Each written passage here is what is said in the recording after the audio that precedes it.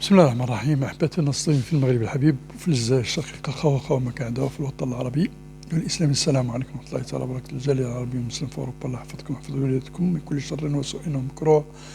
الدعاء لإخواننا الفلسطينيين بالنصر والتمكين إن شاء الله. بعد النتيجة السلبية للمنتخب الخضر محاربي الصحراء أمام أنغولا ب1-1، طوينا هذا الملف. يوم السبت إن شاء الله مقابلة حاسمة للمنتخب الشقيق الجزائري ضد بوركينا فاسو، نتمنى له التوفيق إن شاء الله.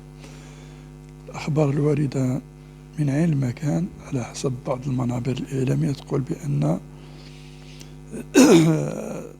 الكوتش المدرب السيد جمال بلماضي سيحتفظ بنفس التشكيلة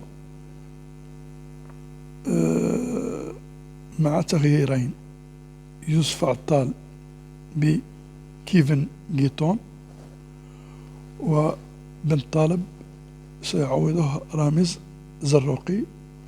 لاعبين كل شيء اللي التشكيلة اللي واجهت أنغولا، كل اللاعبين احتفظوا بالأماكن ديالهم بالتوفيق إن شاء الله.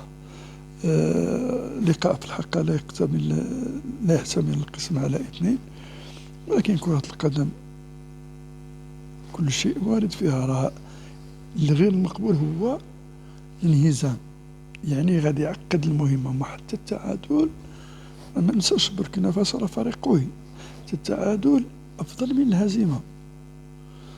يعني تعادل وتنتصر في المقابلة الأخيرة، هي طلعت. لكن احنا نتمنوا الانتصار إن شاء الله والتوفيق للأشقاء ديالنا وسائر الفرق العربية. والسلام عليكم ورحمة الله تعالى وبركاته.